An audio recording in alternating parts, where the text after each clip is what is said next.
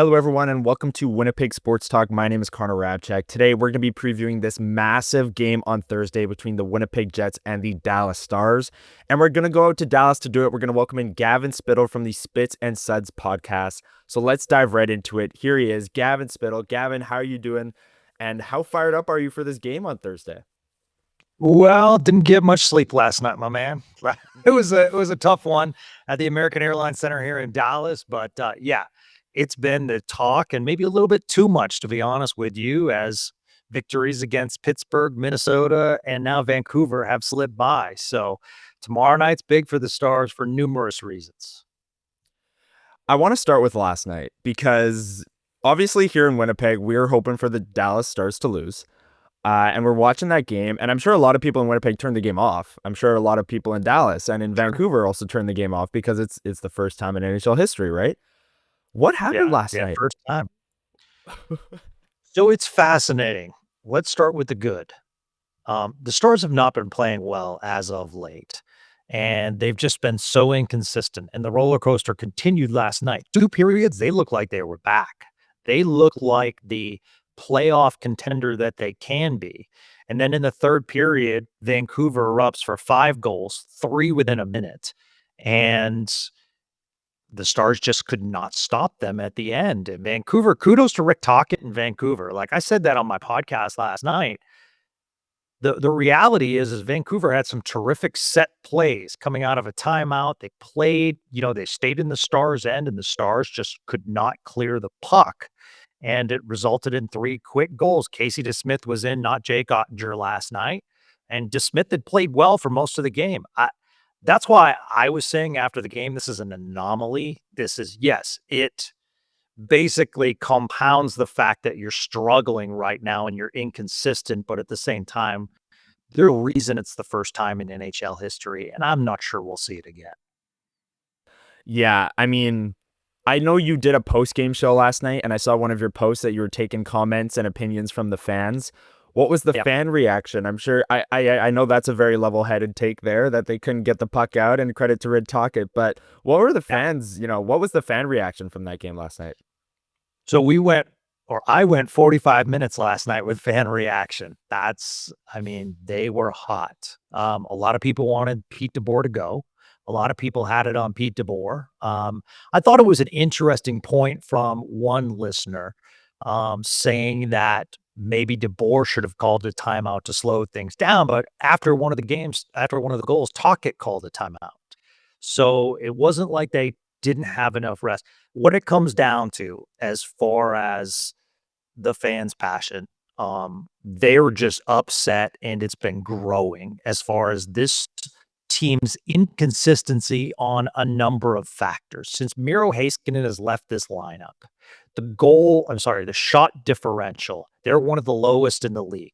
They struggle to put shots on net. I can't remember the last time they beat another team as far as shots on goal. So that's number one. And number two is this is the third straight game which a third period lead has gone away.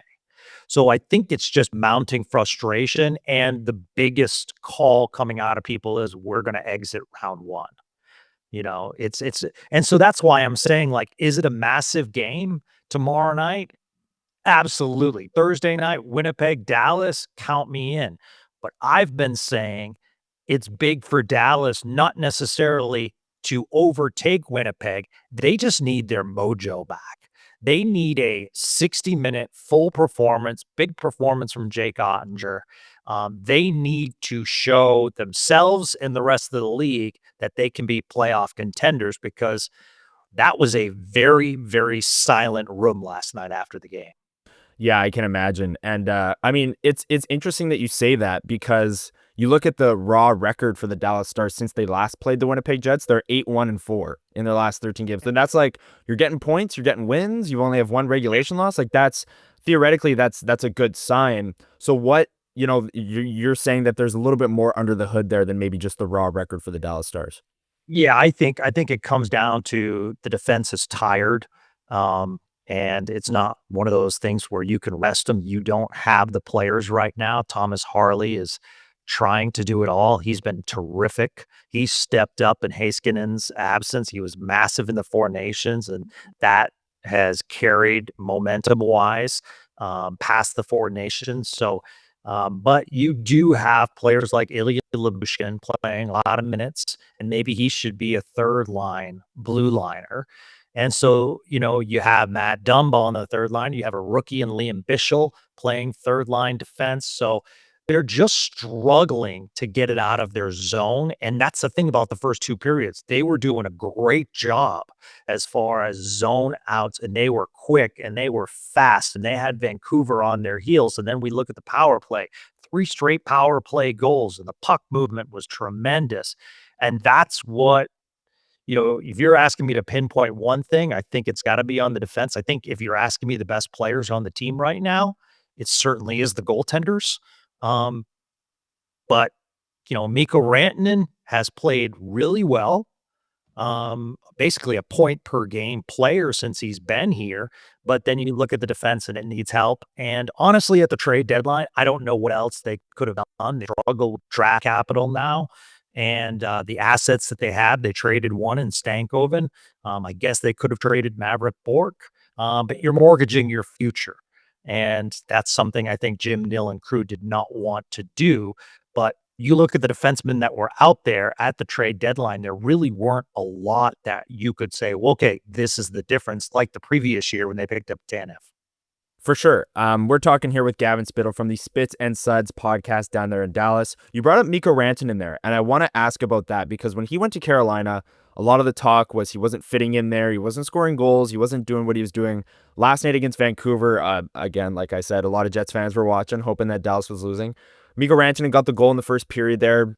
Patented Mikko Rantanen one-timer down on one knee, goes glove side. How has he fit in since the trade deadline, maybe looking a little bit more comfortable than he did in Carolina? Yeah, I think point production wise, he's been terrific. What I'm most impressed with Mikko Rantanen has been his two-way play.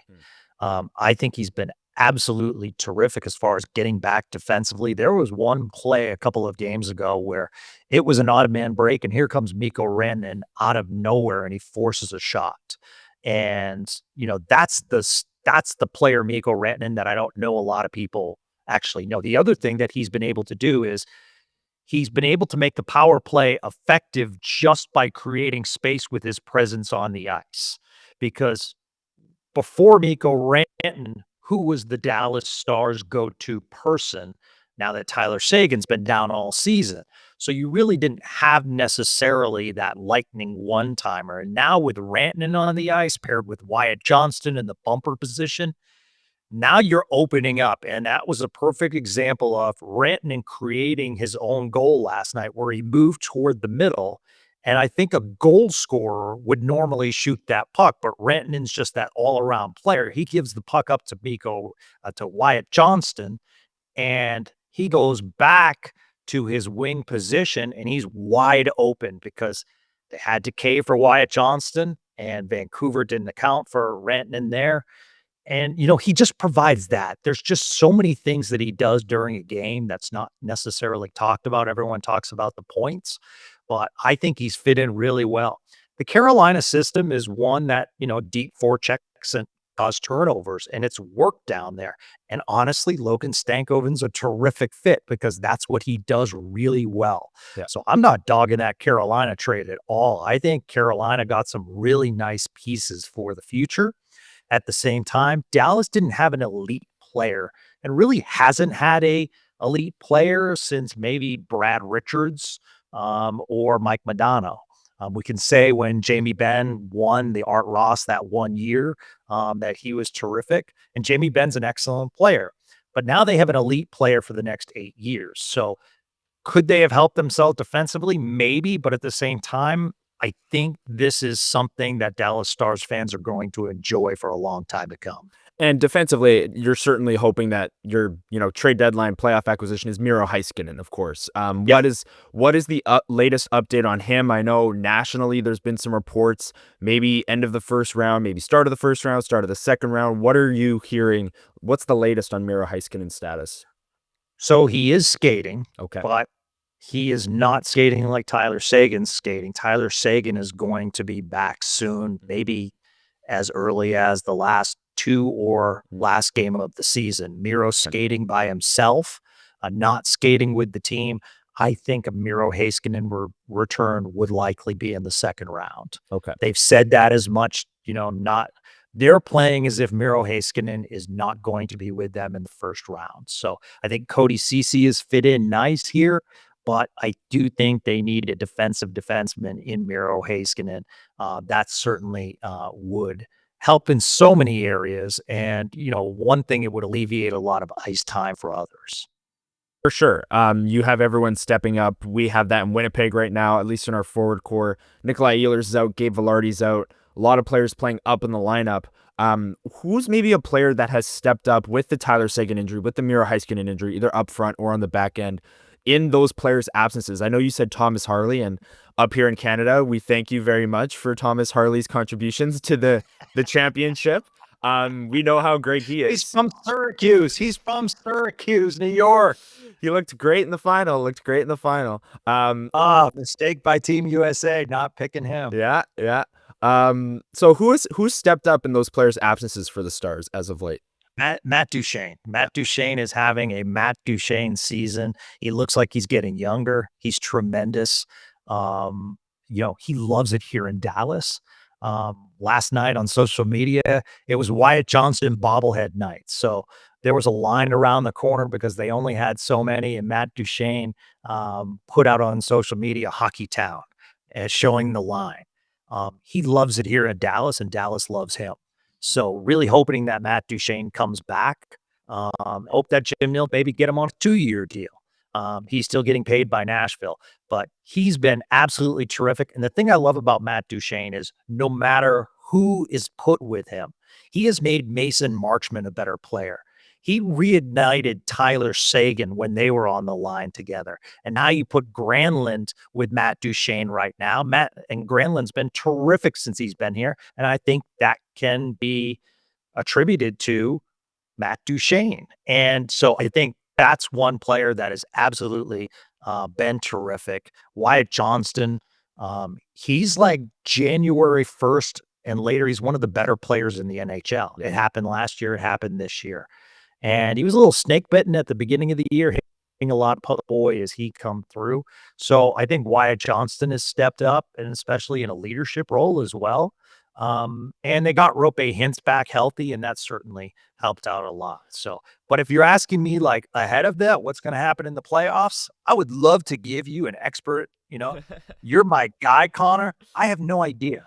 Yeah. And I don't think the Stars can give you a great idea of what team's going to show up.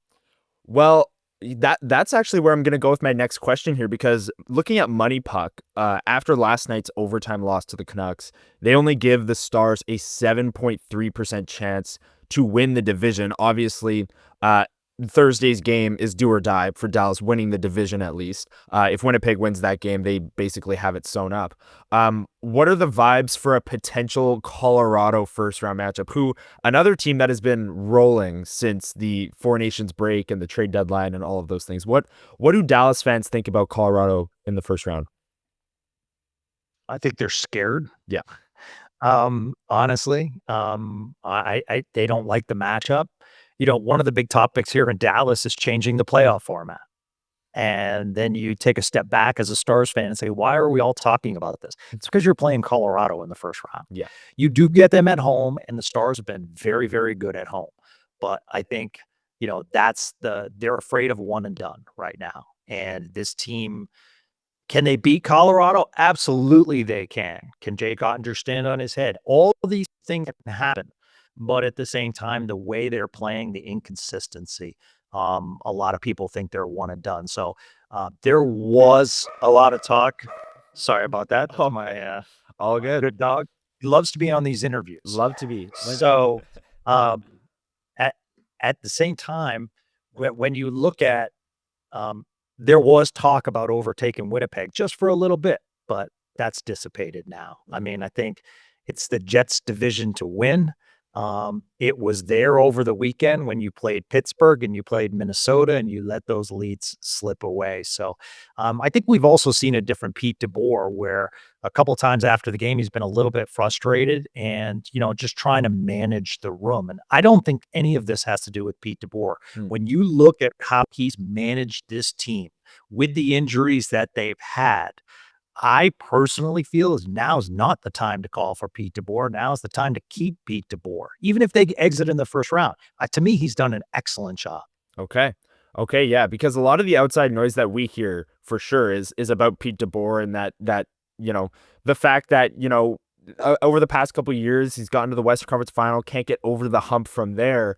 But yeah, I mean the playoff format, that's what we were saying here in Winnipeg last year, because the Jets had 110 points and they ran into Colorado in the first round and looked like a lottery team. Like Colorado just ran them out of the building, and it's like, well, if it was 1 versus 8, maybe there's, you're spacing out a few of those matchups, but Colorado just got hot at the right time last year.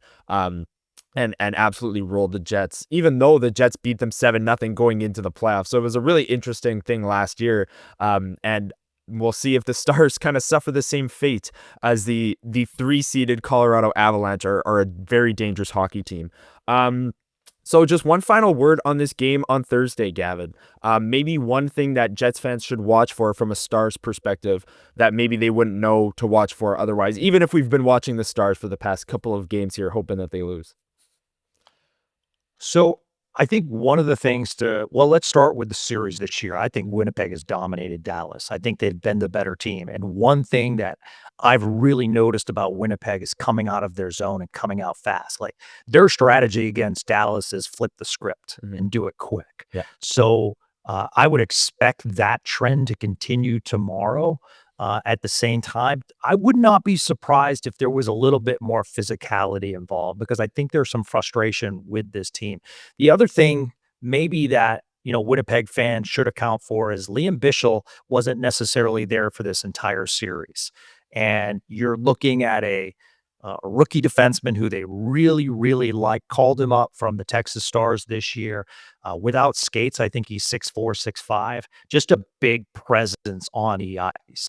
And has played really well. I think the biggest thing he needs to adapt to is his size. A lot of times he goes into the penalty box just based on size alone, because, him taking the stick and hitting somebody is a cross check because he's hitting down on them. So I think that's something that Winnipeg Jets fans might notice. So physicality. And the other thing that Jets fans might want to keep an eye on, if this Stars team is going to have any success against the Jets, they have to stay out of the penalty box. They have taken bad penalties. The last 2 overtime games, they've been shorthanded due to penalties in overtime. Rantanen last night with a slash. So if the Jets can draw penalties, they will be very successful against this Stars team. Obviously the Winnipeg power play has been effective for most of the year. So that's something I'm looking at, because the Stars have taken bad penalties at bad times. Okay, well, we'll keep an eye on that. Thank you so much, Gavin, for stopping by, and best of luck into the first round here after Thursday's game as we count down to the playoffs here. Thanks for doing this. Thanks, my friend.